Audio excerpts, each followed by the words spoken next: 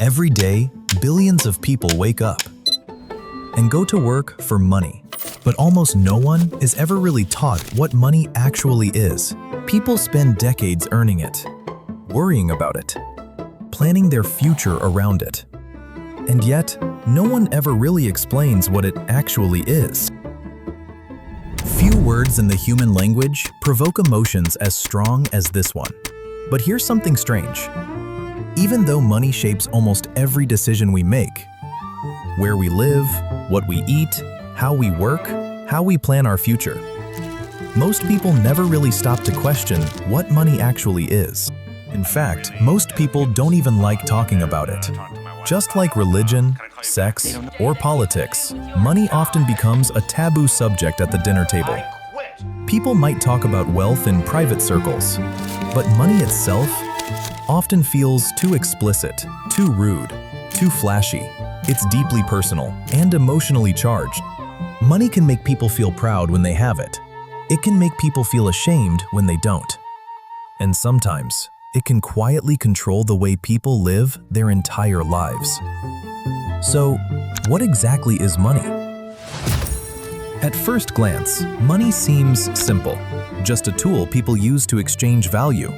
But if that's true, why does it seem to have so much power over the world?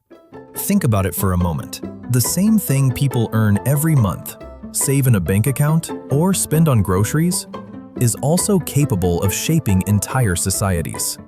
Throughout history, money has repeatedly shown its ability to create and to destroy. At its core, money represents power. We've all seen this power in action.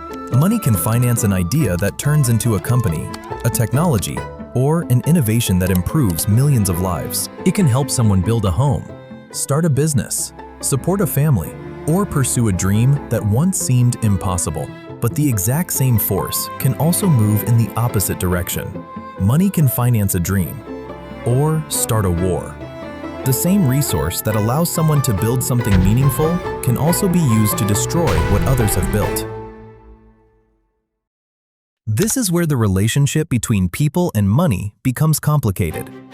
For some, money is simply a tool. Important? Yes. Necessary? Certainly. But still just a resource, something that can be used in service of a meaningful life, to support family, contribute to society, and create opportunity. But for others, the pursuit of money becomes something else entirely. The desire for more can grow so strong that it begins to consume everything around it. People sacrifice their time, their health, their relationships, their sense of purpose, sometimes even their integrity, chasing the promise that money will eventually solve everything. For something that plays such a powerful role in our lives, money itself is surprisingly difficult to define. Entire economies move because of it. Governments rise and fall over it. People dedicate their lives to accumulating it. And yet, if you stop and ask a very simple question, what exactly is money? The answer isn't nearly as obvious as it might seem. For most of human history, money was something tangible: gold, silver, coins you could hold in your hand. Later, it became paper, banknotes backed by promises and institutions, something physical, something that at least looked real. But today, money is something very different. Most of the money that exists in the modern world is not gold. It's not even paper. It doesn't exist in vaults or wallets. It exists as numbers. Numbers inside banking systems. Numbers stored in computers. Numbers moving instantly across digital networks every second of every day. In other words, what we call money today is largely a shared belief, a system of symbols and agreements that only works because billions of people accept it as real. Which leads to a fascinating realization. Money, in many ways, behaves like a projection screen. It absorbs whatever meaning we place onto it. For some people, it represents freedom. For others, it represents stress. For some, it symbolizes success and achievement. For others, it carries feelings of fear, scarcity, or pressure.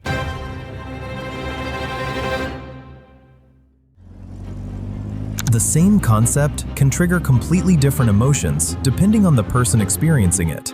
And that's because money itself is not what people are actually searching for. What people are really looking for are the feelings they believe it will create. But even if money is ultimately just a perception, just numbers moving through a system, it certainly doesn't feel that way when you don't have enough of it. There's a paradox that shows up again and again when you start paying attention to money.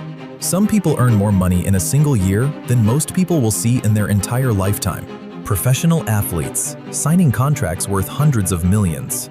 Actors earning tens of millions for a single film. Entrepreneurs selling companies for fortunes. Even ordinary people who suddenly become millionaires overnight after winning the lottery. For a moment, it seems like they've secured something most people spend their entire lives chasing: financial security. And yet, if you follow these stories long enough, a surprising pattern begins to appear. Many of them eventually end up right back where they started. Sometimes, even worse. At first glance, it doesn't make sense. How can someone have more money than most people could ever imagine and still end up broke? The real question is this: was all this legal? Absolutely not. The instinctive answer is usually the wrong one. People assume the problem must be spending, bad decisions, a lack of discipline. But the real reason is often something far more fundamental. Making money and understanding money are two completely different skills. Someone can earn extraordinary amounts of money and still remain financially fragile. At the same time, another person with a far more modest income can quietly build stability, freedom, and long-term security, simply because they understand the system they're operating in.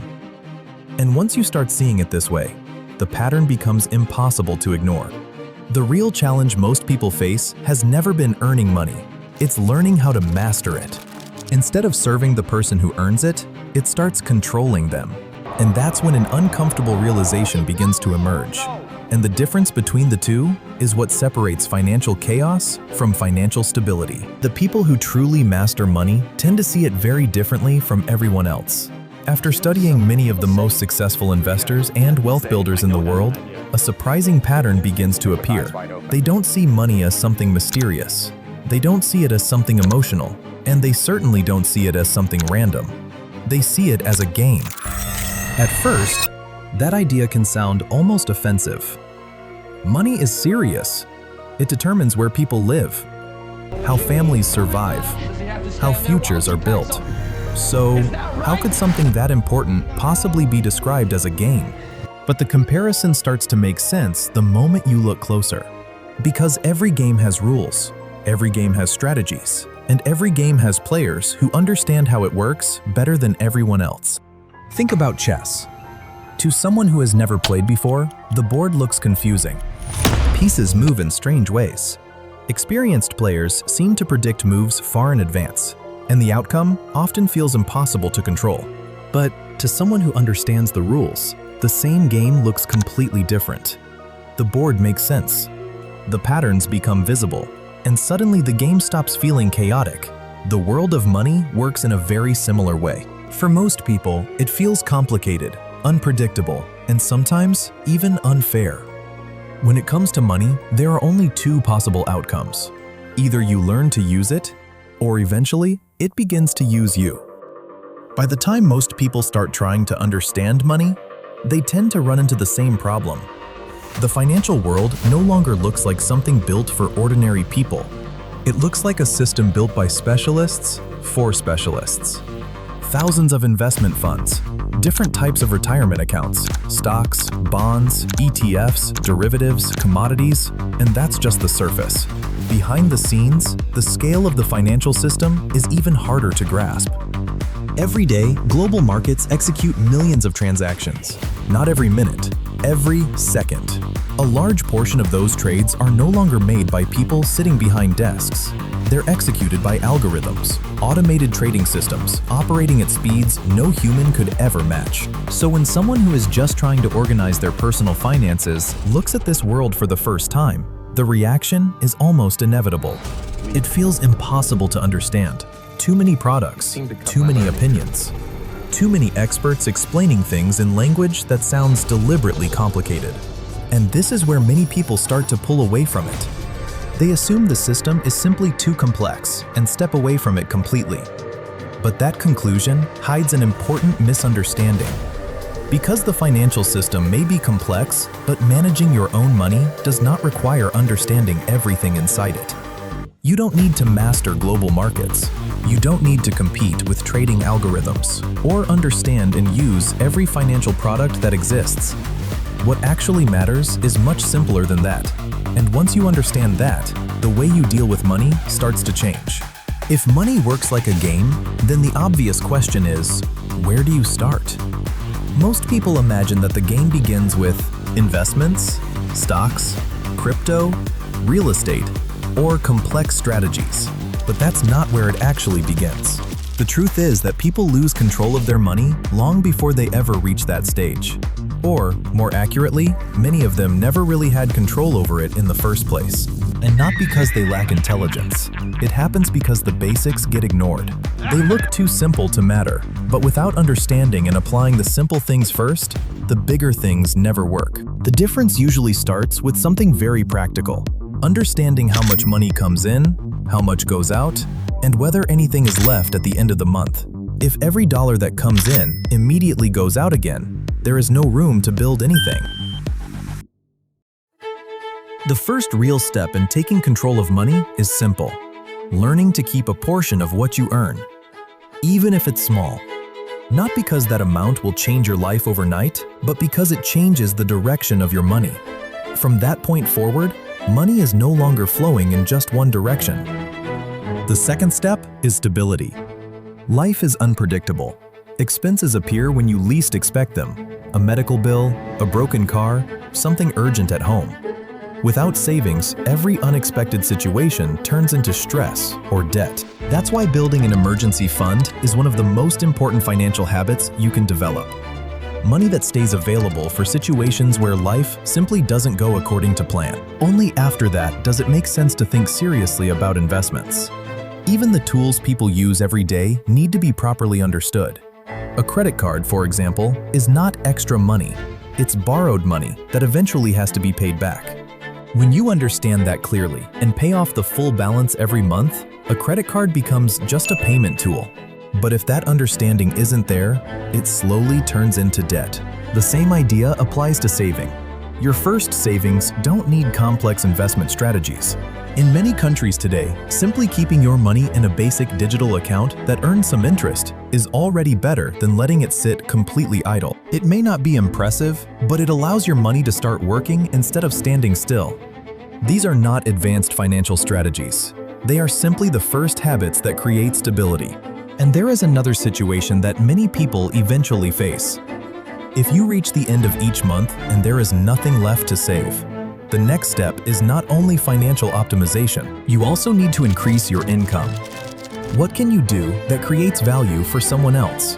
What skill could you develop? What service could you offer? What opportunity could create an additional source of income? Because financial stability rarely comes from a single big decision. That's how people enter the game, not by mastering every investment in the market, but by understanding the simple principles that allow money to stop controlling their life and start working in their favor. And that's where the journey with money really begins. If you found this video helpful, let me know in the comments what made the most sense to you, what didn't, what you agree with or disagree with. I'm still building this channel, and the only way I know if this content is actually helping people is by hearing your feedback. So if you enjoyed the video, consider subscribing and supporting the channel. The goal here is simple: to create videos that help people build a more stable and healthier financial life over time. And if that's something you're interested in learning more about, I'll see you in the next video.